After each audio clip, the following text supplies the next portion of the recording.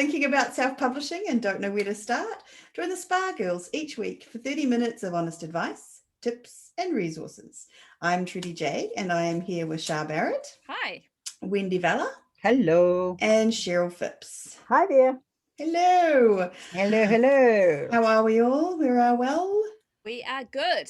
Awesome. Yeah. We are excited about today's topic. Super Rearing excited. to go. Yes. Moderately well. You can hear the excitement in everyone's voices.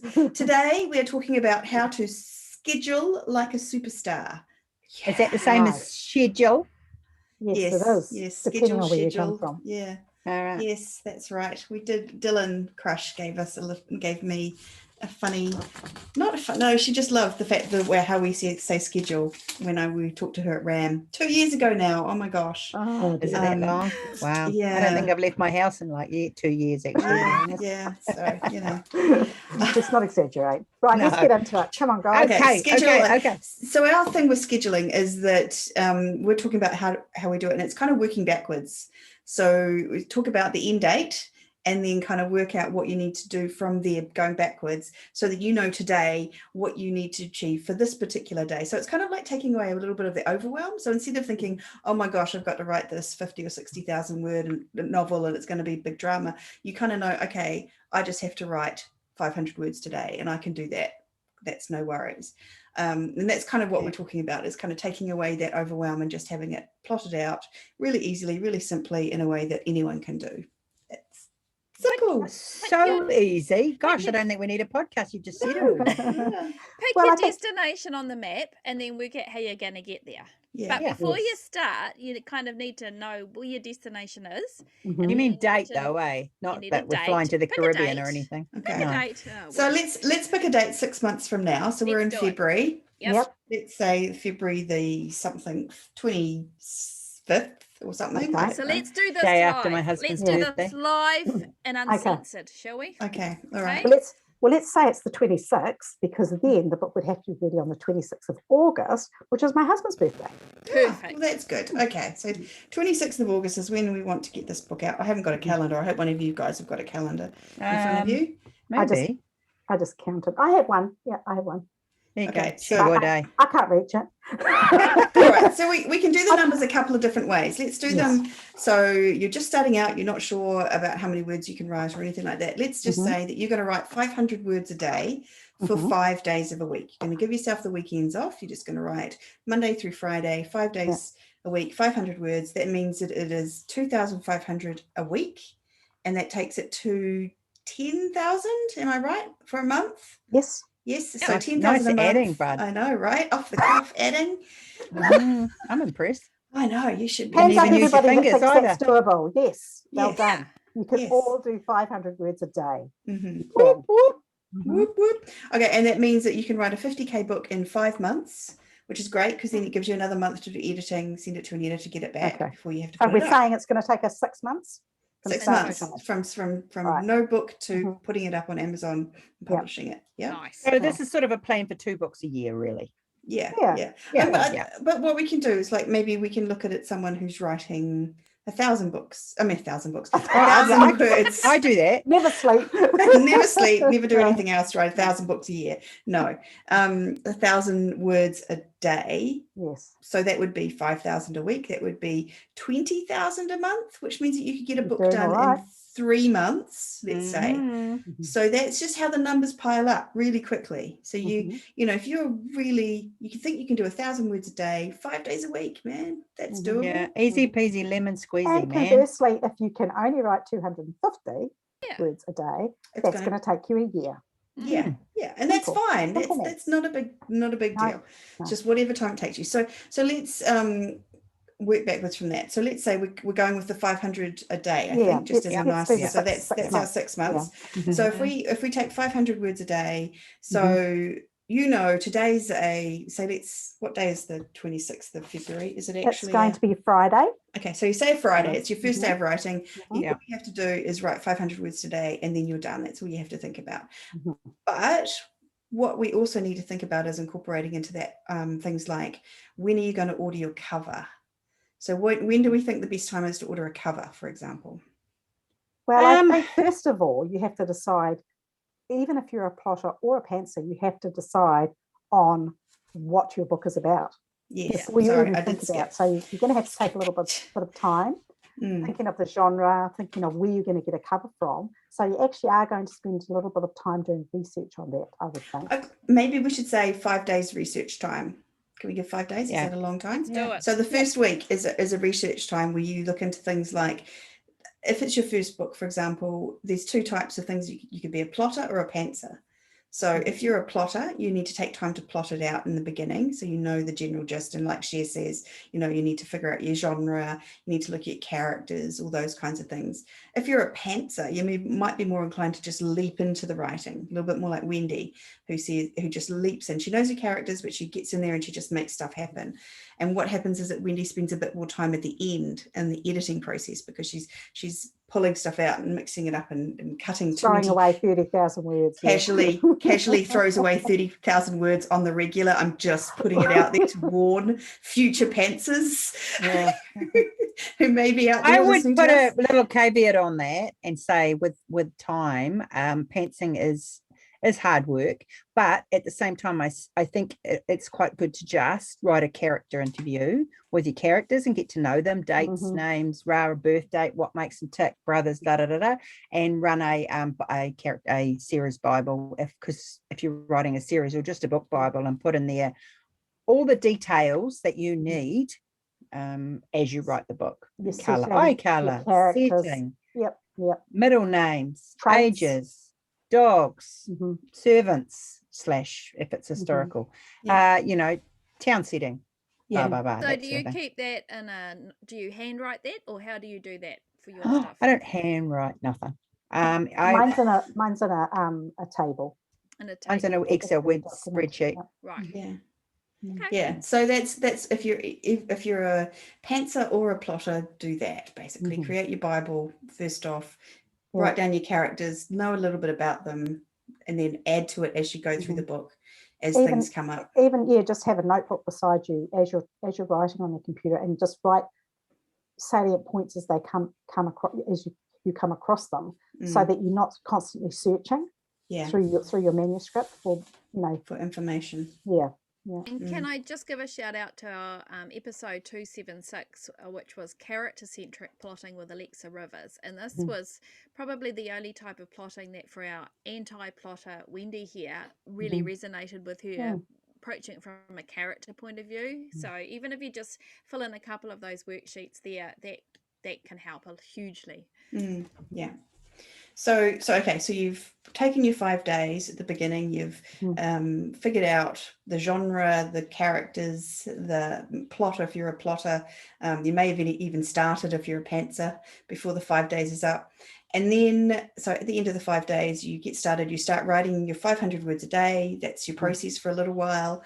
I would say get into it, get writing, get a feel for it. And then we want to think about, actually, the one more thing is the blurb. So I know some authors write the blurb at the beginning before they actually even start the book. And that can be an interesting process, because the blurb is all about the hook and the main kind of thing that's going to draw readers into your books. And that can be really helpful to have sitting next to you as you write your book, to remind you what the main kind of trope is, or the main thing is that you're trying to put into your book. So in romance, like if you're writing a contemporary romance that's enemies to lovers, with a amnesia and a fake baby, fake engagement, not fake baby. Great hooks there. Then you just need to, then that, and you have that sitting next to you as you're writing, so that you know that you've got to incorporate. And suddenly they can't be best friends from 10 years ago, because or whatever, they could be if they become enemies. But anyway, just those kinds of things are really helpful to know right from the beginning. So don't leap into it and not use those kinds of information. And, a lot of writers put blurbs in at the end, write the blurb at the end. And that's the same too, because you know the book so well. I think it's quite a good idea, though, again, to be writing little notes to yourself about how the book is going. If you really haven't plotted, if you plotted, you might find it easier to write the blurb at the beginning.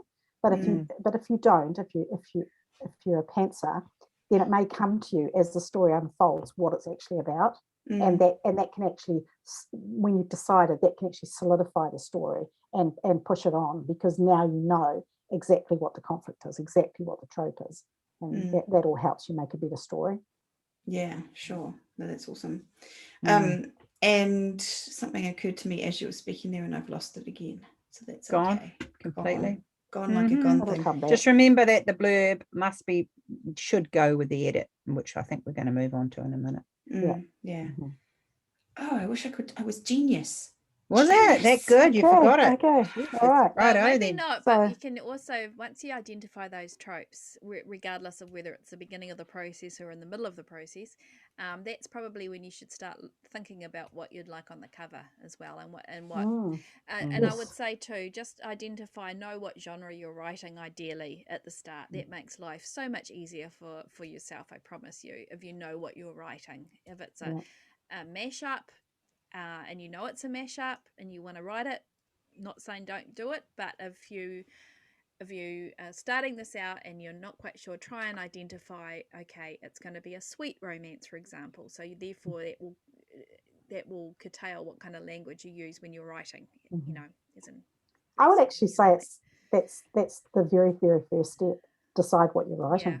Because Yeah. all But a of lot of this, people- otherwise you're wasting your time, aren't you, with a lot of stuff? Yeah. Well, yes, but then some people write it first, and then it just depends on their kind of what they're writing for in their creative process as well.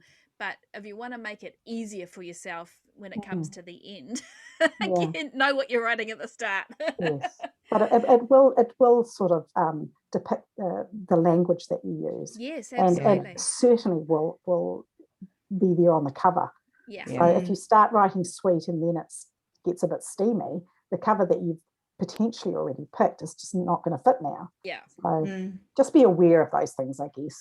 Yeah. I mean, what we're doing is we're talking about, so we're experienced authors who've done this, and if we know our genres, and we know that when we buy a cover it's going to be fine, and maybe that's just a warning to younger players, is that if you are thinking that maybe you might change genres, or that you don't think you can sustain a particular genre, don't buy the cover straight away. No, because the covers are not the cheapest things in the world, and if you buy one that doesn't suit your genre, the genre that your book ends up being, then that is going to be an issue, because your books won't sell. Yeah, for sure. Absolutely. Okay.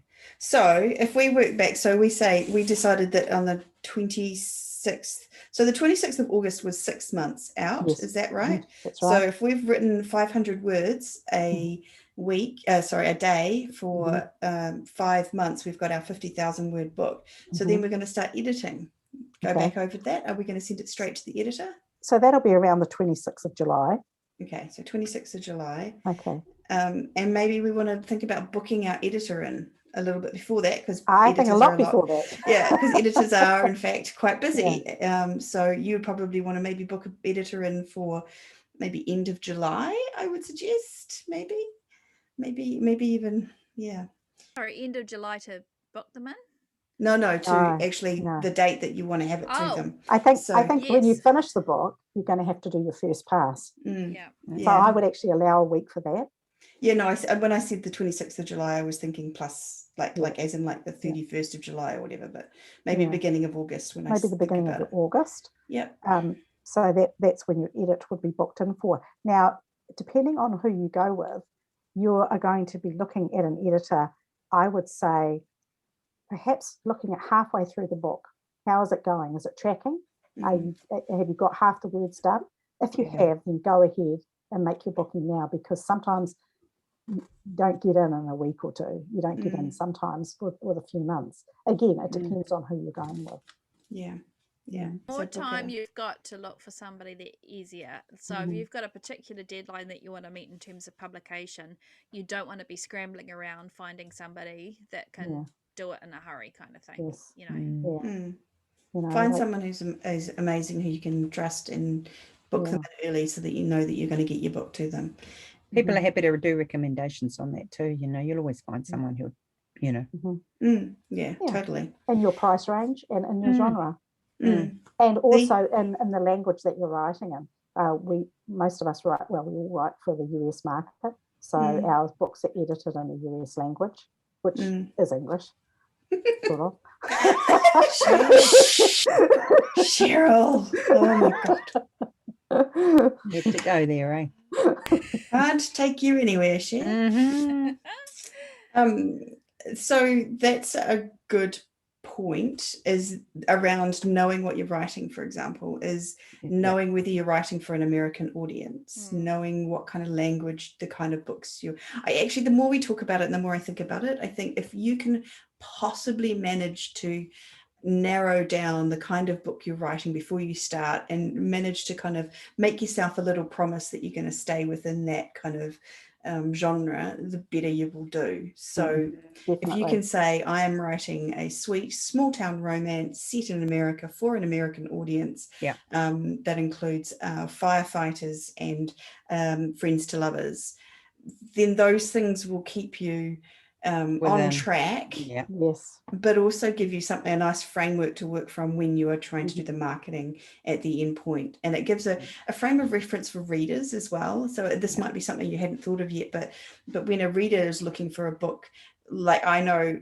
exactly what kind of books I love to read, and I will always, if there's a particular trope that appeals to me, I will pick up that book almost like, if the blurb is good, I'll one click it, just but if it's not the trope that I don't read or like, I won't read it, no matter how convincing you are or how amazing the blurb is, because I just so knowing those kinds of information, pieces of information, is really important from the beginning. I think just if you can possibly manage it, and I know it's hard when it's your first or second book and you're just kind of getting a feel for the industry and how things are working, but that would be what I would think would be good. Yeah, definitely.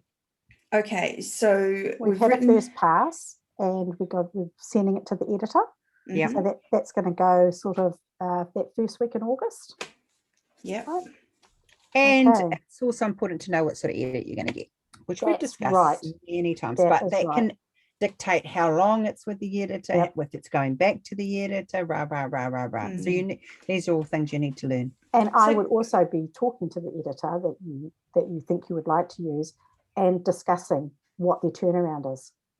Because if their turnaround is going to be a month, that completely throws things out of the cot here, and you're going to have to change your mindset about when the book is actually going to be published. They're often sort of 1 to 2 weeks, but you shouldn't assume that. And I mean, I know my editor says 2 weeks, but I often get it back within like a weekend, like I'll get it back sort of pretty quickly. But mine usually takes about a week, and I think yours does too, Wendy, doesn't it? Yeah. Sometimes less. Yeah. And you see it in the inbox and you go, I don't want to look at it. You curl into a ball and you rock and you go. So add that into your schedule.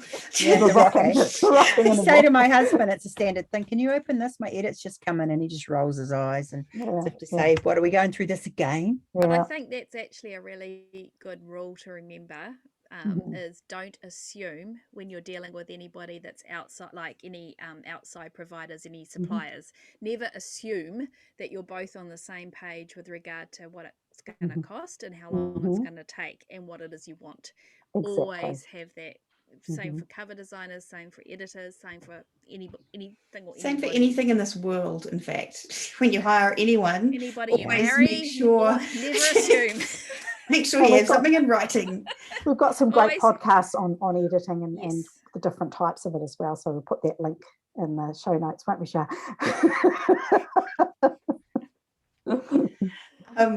So that's cool. So we get it back and then you go through it. I don't know, do you ever just go accept all? I can't bear to do that. I go through every single edit and accept it just in case. Well, there are things that I will and I won't do. I will accept basically all the commas, but the comments I go through, because especially if you're paying for a critique, which is a more in-depth edit, you want to know if there's plot points that you've missed. So I don't want to do anything till those have been addressed. That's what I tackle first, and then on to the grammar. And then after that is all done, because I've made changes, there are now going to be more mistakes, because I might have typed it in too quickly and I've missed something out, a word, sometimes a whole word. And so I always get, after that, copy edit done too. Yeah. So it goes back to the editor again. I just accept grammar because I'm hopeless at it, but everything else I check. Yeah. I mean, I check it individually because sometimes even the editor makes mistakes as they're putting things in. Like, nobody's perfect, and I don't expect an editor. So I just but then my checks and my changes go back to the editor again, and there's a beta reader, and we all have the same editors. So that's why I accept it, because it saves me time, and because I know it's going to get another run through. So but I totally reread it before it goes back to total read through. It's all very time consuming, so you must allow time for all of this. So what you're saying though, basically you're kind of allowing 3 weeks to kind of process this, and depending on getting another pair of eyes on it for proofreading only kind of thing, which is quite a lot. So if you're somebody that's working full time as well as writing, you've got to kind of account for that as well. I think there might be a whisker over 6 months, to be fair, in this kind of schedule.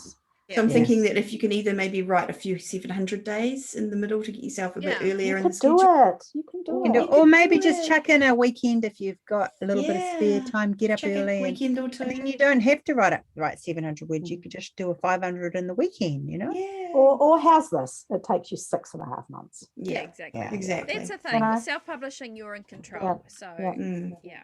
Okay, so then you've got the book, it's come back from edits, then you've got to do the formatting, either yourself or get someone else to do it, hire someone else, or we've talked about that before in the podcast.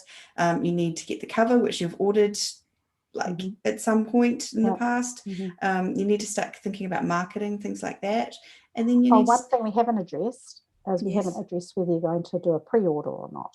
Yes. So if you're going to do that, if you think you'd like to do a pre-order, I would think maybe a month out of your date, set your pre-order, but set it for a few weeks after it's actually going to go up, because nothing will change, nothing will be an issue if you bring it forward, okay? But putting it back is going to affect you with Amazon. They're going to get a bit grumpy. You're allowed to do it, and you can actually set a pre-order for a whole year. I've never quite got my head around that myself. But they will take your pre-order rights off you for a year if you don't meet them. If you don't meet them. So I think it depends on where you are in your writing journey. If you're just 1 or 2 books out, I personally wouldn't do that. I just think it adds a huge amount of stress, and I don't see the benefit of that, but I see a whole lot of negatives. If you've got if you're building an audience, if you've got a series of the book you're writing, then that's a different sort of story. But I think it's your first ever book. Yes, your first ever book, probably not. But if it's your second, it can keep up the hype a little, keep the buzz up, because it's something to talk about in the newsletter. Yeah. So, and some people, like some writers, need to have deadlines. Like they work well with a deadline. So so that's all cool. So is there any what would we do as part of the schedule? So now, I don't know if this has helped anyone listening, but to me this is just knowing now that in 6 months' time I'll have a book done if I write 500 words every day, and then I have a date where I write in my calendar on the 2 months after I started writing, when I've got 20,000 words, I'm going to book the editor in and maybe book my cover designer. Yes. And because the cover design is going to want to know things like genre and who do you want on the cover and some other items for the cover, that kind of thing. So you probably want to get, especially if you're a pantser, a little way in before you start trying to do that sort of thing. And then that you just keep that momentum going. It's just writing a book is just it gets bigger and bigger, and it's actually really exciting when you look at your document one day and suddenly it's up to 40,000 words, and you suddenly realize that you're over the halfway time. Halfway is good. And it is real good. But the thing is, you would spend half an hour to an hour a day doing fuck all, if you pardon my French, wouldn't you? Right? Okay, so there would be an hour in your day where you do nothing. You just either read or you whatever. Make this a priority and do the writing within that hour. It's what I'm saying is I think you've got people. I just don't have the time, so they don't prioritize it, but they have the time for an hour of messing around. So prioritize watching a program, watching a bit of TV, or oh no, I can't get it done, or I don't have the time, or if you really want to do it, you'll find the time and you'll prioritize exactly. it. So I think people who are saying I don't have time, but I'm going to go watch this Netflix program, really don't want to write. So that's the difference between people who want to write and people who don't. And I can always find say you'll have 15 minutes. Yeah, if you'll always find an excuse, you know, and that's it. If you make, like, you don't excuse yourself from going to work, right? To an outside job. To an outside job, right? We don't excuse ourselves from that. We have to do certain things every day. Yeah. If writing becomes part of that, certain things you do every day, then it will become a routine. Yeah. So can I just suggest here that if you're starting to, if this is one of the first books you're writing, it's really good to keep a spreadsheet or just a notepad of the days you write and how much you're writing, because it's really, really useful to know how you write. Like, ideally, the time that you're writing as well, and you will see as time goes on a pattern. Are you better in the morning? Are you better in the afternoon? Are you better in the evening? You know, and then it's sort of learning data for yourself. It's not a competition, it's just data. And you might find that at the beginning it goes fast. The middle of the book is slow. It's a slow slog because you're trying to fit everything in there and work stuff out. And then the end might be faster, kind of thing, you know. So, but I think it's really helpful for future planning to know what a reasonable rate is for you, and it will average out, and it's not going to be 500 words every day. Some days might be 1,000 and other days might be 300, kind of thing. It will.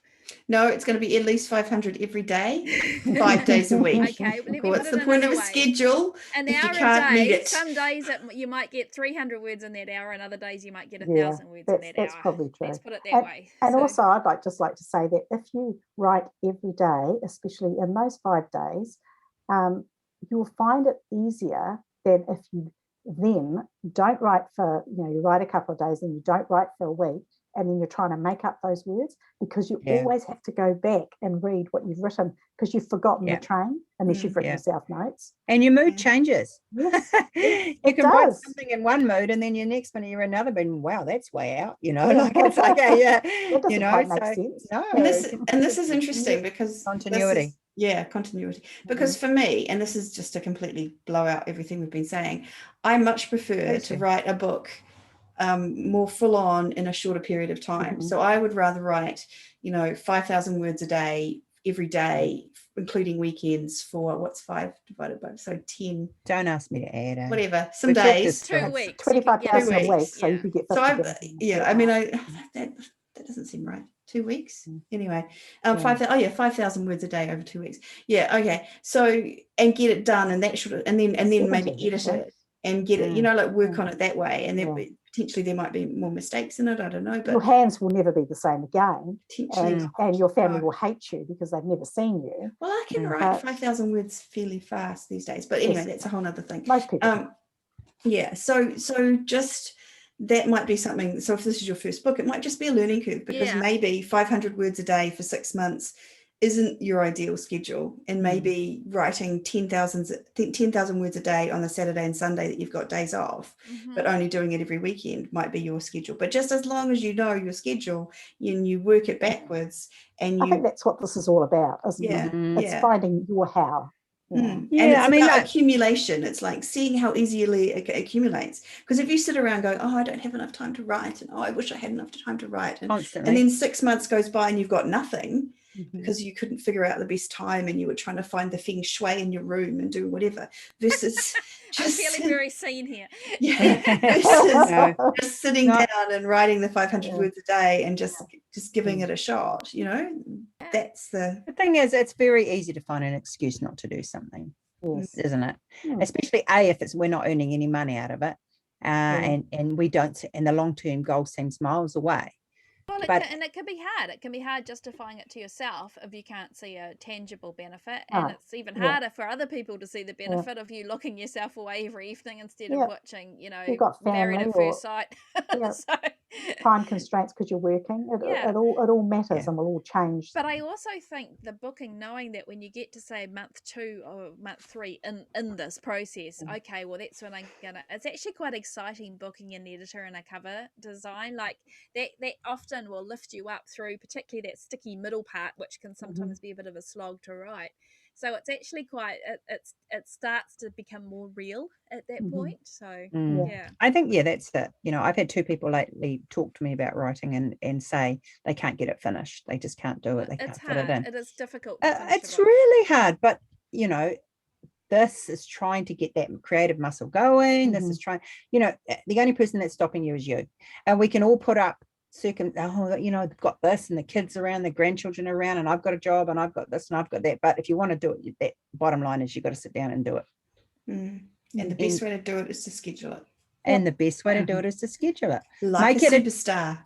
Schedule like a superstar. Make it part of your work day. Make it part of your day's activities. Make it part of you get up and get half an hour have earlier. your breakfast, you know.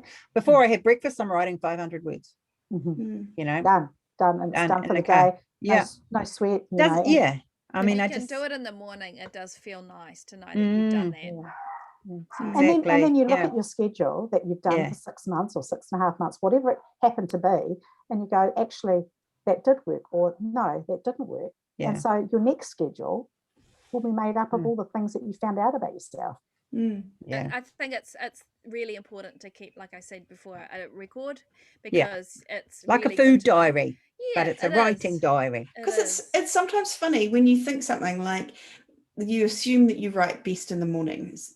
And then you do the diary and you realize that actually you write faster in the afternoons or something, you know, like you can write 2,000 words in an hour versus 1,500 an hour in the morning or something. And you're kind of going, like I've had stuff like that happen to me where it's like, it goes against what I intuitively thought was how I worked. So getting that kind of data is actually brilliant. And knowing, but it's also, I think the thing with data is also that you have to be very aware of your mental state. Are you tired? That makes writing hard. Have you been for a walk? That makes writing easier.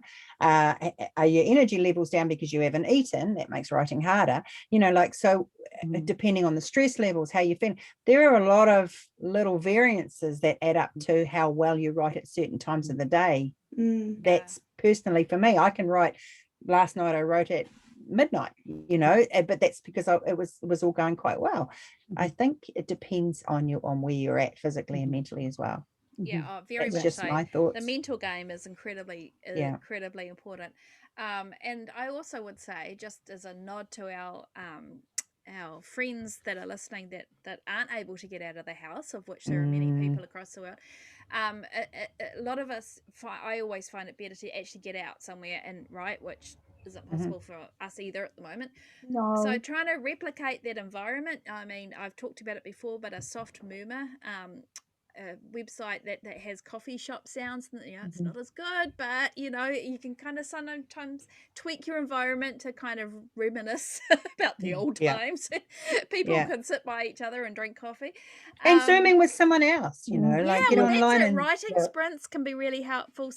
And again, if you've got a friend that you want to be a buddy with, maybe this would be a good opportunity. Set yourselves a date and kind of cheer each other on. And if you talked about it being a mental game, right? And I think if you are setting schedules, you say, I've done this before, I've worked it out, and then I just never did it.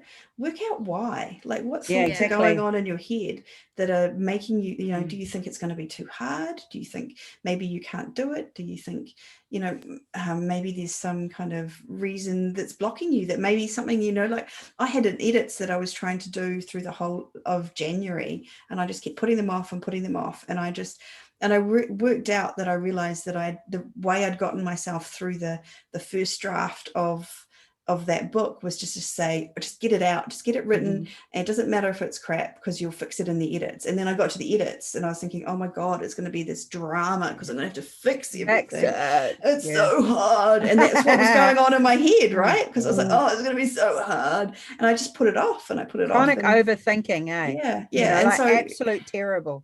Yeah. So just if that's something that you're struggling with, just kind of have a look at your thoughts and just kind of just sort of unwrap them a little bit and just figure out if maybe there's something there that you can kind of, I don't know, work on to think that maybe it might be the best book ever written. You might be the new, I don't know, Agatha Christie. But before you get to that stage, J.K. Rowling. You've got to work out what's blocking you from actually writing. I remember before I met Wendy, before we got together, I was working on a book for years, like literally years and years and years. And I think that the issue was it didn't matter because I was working. I had a great income working somewhere else, and it didn't actually matter. And then suddenly it did. Suddenly I just wanted to publish a book, and I wanted to see if I could. you know, and yeah, it is all about mindset.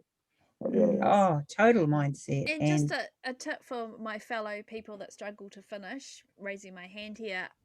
And if you want to if it is a real mental barrier to finishing, maybe take that 50,000 words down to 35 and look at writing a novella. That can be a really, or a serial, that, episode of 15 to 20,000 words. That's a great option. That but also can be another option as well. And I think you'll still learn a lot from that. I also think there has to come a time when you stop making excuses, and I'm not digging at anyone. This is not about that. This is just saying, if you want to write a book, then write a book. Yeah. And that's it.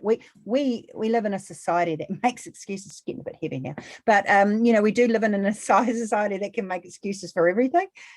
But if this is what you want to do, you've actually got to do it. I think I would disagree that we live in a society that makes excuses. I think all of us are contributing to a society that expects instantaneous results from things. We're used to getting our Netflix and binging a series. Yeah. I mean, those of us of a certain age remember waiting for a week to see the next episode in your favorite what about program. waiting for our favorite author to write their book? Yes.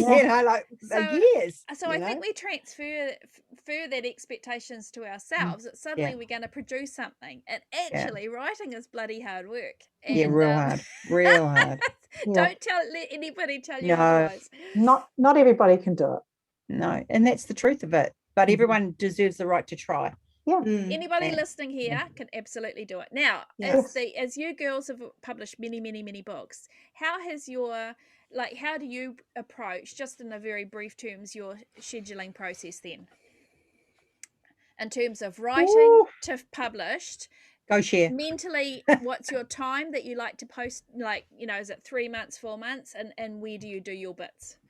Well, I say I publish 4 books a year. I keep forgetting that I did rewrite another book last year, so I actually put up 5 books. And how I did that was it was different. It was different to any year because I suddenly decided to write a series, and I wrote that series within about 4 or 5 months. Wow! So 3 books and 3 books, 3 books up in the first half of the year, and was already working on rewriting another book, and then wrote another one towards the end. Wow! So you do it by deadline, or you just sat down and wrote until you finished? I had a pre-order up for the first one, and had the second one written, and the third one started before I published that first book. And what sort of word count size share are we talking here? So I generally write about 55 to 60. 55 is general. Yeah. And that was a little different for Cozy Mysteries. Yes. And you had those 3 covers, didn't you? I bought the 3 covers. I just bought the 3 covers and wrote the books to match. Absolutely. And that's something very valid that some authors do. They have the cover, and there's the cover, and the visual of that must be so strong as you're writing the book. Absolutely. Got the cover there. Yep. Yeah. Okay. Cool. What about you, Wendy? I try to put 5 out a year, and sometimes I put 5 in a novella. But yeah, I mean, so I probably can write a book within a month or 2 months, depending on if everything's rocking along well, which it's been a bit slow lately because there's been circumstances that have changed that. But I try for 5 books a year. So I write, get the cover, edit. Do you have the deadline? So what do you use as deadlines? You use your edits as deadlines, don't you? Yeah, I tend to want to get, and this is just me being cautious Virgo, but I tend to want to get at least quarter of the book done before I actually book the edit. That's just me. Having said that, I have gone ahead and booked an edit with nothing done coming up, but that's how I feel. Otherwise it stresses me out a little bit. But yeah, I mean, and the edit doesn't take that long. I mean, a month, I guess, and up. But yeah, I mean, will you put the pre-orders up once you know? My pre-orders, they will. I put one up already. I think it's been up for, I don't know how many months, maybe a month, 3 weeks. But the next book I will pre-order for longer because I'm going to put that link in the back of this book. This is a new series I'm starting, so I'll put that up, put the link in the back, and that pre-order will probably be 6 months, even though I'll write it shorter because I don't want that pressure. And then And you can bring that pre-order bring that forward. with no, And I no would rather issues. do that because I feel better and more relaxed, and that gives me a chance to write something else in my series before I finish that. But if something happens, that date isn't going to worry you. But I'm going to. What I will point do be. you book your cover? Sorry, just getting into I do the timing cover. here. I do the cover when I send the edit, believe it or not, because my cover designer is very quick. Okay. So and again, you've already got that relationship, so Yes. you know how I can get a cover within a day or two, Mm. you know, so then I'll start banging that up on social media and thrashing that about a bit up there. But this year I'm changing things around a little bit, and I'm going to write contemporary, once I'm organized, historical morning, contemporary afternoon, or 2 books. I'm going to try and start writing 2 books a day, because I can write 6,000 words a day, so I'll probably do 3 and 3. But that's where I really want to try to get myself this year. Okay. What about you, Trudy? So I think because of my journalistic background, I run really well to deadlines. So I book my editing in advance, and I work to that. And I'm a little bit naughty in that I will leave it. So I'll book it 2 months out or even more. And then I'll be like, oh, I've got heaps of time. And then I'll look at it and it'll be like 5 weeks out, and I'll be like, oh, there's still a bit of time. That's fine. I'm going to go do these other things. I do that. And then I'll be like 4 weeks out, and then it'll be like, it's starting to get a bit, I better start writing soon. And then it'll get 3 weeks out, and geez, what was I doing? Why didn't I start 6 weeks ago? I do that all the time. We need to write in big letters on our diary, 2,000 words today. 2,000 words 2,000 today. words 2,000 I words did today. start that actually. When I was pretty desperate to finish a book, I did start that, and it did help. I don't know why I don't do it more. I just think the craziness of COVID and craziness of all the stuff that's been going on has really thrown us out of routine. Yeah. I feel like it has me, you know. And especially for people that have got like either work from home or they've got kids learning from home. I mean, I just take my hat off to you. You know, seriously. Legend. Yeah. So what else you got, Trudy? When do you book your edit? Yeah, when do you book that and cover? So edit is what I booked in the beginning. That's so that's my deadline. Book, yeah, and it forces me to write the book because I don't really want to push it in the out. last week. Yeah, in the last week. And then don't be like Trudy. Don't be like Trudy. Unless it works for you. Unless it works. No, what I've realized, because there was a lot of guilt, and I'd be like, oh, I'm so dumb. Why am I not doing that? And I was like laying all that kind of stuff on myself as well. And I was like, you know what? I think that's because my process is I like to be immersed in the book, and I couldn't write 2 books at once. Like just that breaks my brain when I try and think about it, because it's 2 different worlds, and my brain can't hold that much. Not that smart, not as smart as Wendy. Please, yes, way smarter. different smart. And so I need to be kind of immersed in it. So that's why I like doing kind of bigger word counts per day, but then I won't write it all for a month or 2. So it just. And that's okay. We've had very successful authors that do exactly that. They do 3 months of writing and 3 months of marketing kind of thing. Yeah. But on that, I think also one thing is, I don't know what you girls are like, but I never give myself a break and have a day off. Now, actually, that was something I think you should build in when you're doing your scheduling right from the start. Scheduling. Build in at least in that 6-month period, I would say you need to build in 10 sick days, whether it's mental health sick or physical health sick, or you just need a break sick. Unless you're really taking the weekends off. If you're really taking the weekends off, then no, don't. Well, see, I disagree with that, because I still think there could be things come up during the week that you just, I don't know. You do what fits you, but that was something you can catch up on the weekends. Yes, you can catch up on the weekends, but that was something I learned on all those words you were meant to write during the week. Do you mean Friddles? And so that's a different kind of pressure all over again. Yeah, that's true. But that was something I learned from doing Sarah Cannon's Heart Breathings, her HB90 course, and it was about you set how many days you work, but always add in a few days that you need for whatever, and I think things come up. Yeah, unexpected stuff comes up all the time. And that's the other thing was oh my god, I've lost it again. Don't tell me you've forgotten it again. What is wrong with you? It was about days off. I can't remember. It was no, the guilt. So what I do, don't do this is a note to younger players, is so I'll take a day off, but I'll feel guilty the whole time that I'm taking a day off, and I should be writing, and what the hell am I thinking, and So just if you are going to build in those days off that Char's talking about, do them guilt-free, have them days off where you're allowed to react, like chocolate, and it's everything. Same thing. Like allow yourself the chocolate, but don't feel the guilt, and then we get back onto the program the next day like a bomb, like the bomb. So we're going to have people listening to this. I know we're going to wrap up very soon before we get to the top of the hour here, but somebody that doesn't know self-publishing, they're like, this is all very well to do this, but how do I learn? I don't know anything about formatting. You know, I don't know anything about self-publishing. When do they fit that part in? If this is their beginning, where do they fit that into this whole thing? I feel like this might be a loaded question. I feel like that this might be a... I think if this is your first book, just get it done. Just get it done, whatever that means, even if you're not going to publish it straight away, and learn to do that after you've got the book written. Because it is a steep learning curve. It is going to take some time, but just do this. I don't know. You're reading, pick up a book and read it at night. Read a little bit.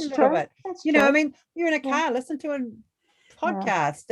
Like the thing is, I think you can there's plenty of time in a day to write 500 words. That's a couple of suggestions. So we all do things differently, and that's what you've just learnt from us. But also, if you were thinking Wendy's a hard ass. If you were thinking that maybe you wanted to learn a little bit about self-publishing and how to get it all done, there's a course coming up that the Spa Girls are putting out. Oh wow, what a segue. I know, right? I think that was the intended segue. So if you were thinking that you've started the writing process, you're doing 500 words a day, but oh my God, how am I going to find out about all the other stuff to do with publishing? Stay tuned, listen to the Spa Girls, sign up to our newsletter, because we will have more information coming to you in a hot minute or 10 about the course and when it's going to be starting and how you can get in on it, because it will be freaking amazing. And do you notice how I mixed up all those words? Go listen to 279 episodes of this podcast. It'll keep you busy until the thing exactly. But don't let the learning, I think Cheryl's absolutely right, don't let the learning of self-publishing or the self-publishing mountain to learn stop you from finishing the book, because it can be real easy to sink into that rather than actually finishing writing. So number one priority, finish a book. You'll learn the most from that, trust me. Amen. All right, so come along and find us at spagirlspodcast.com. Bye for See you next week. Bye. See you later. Well.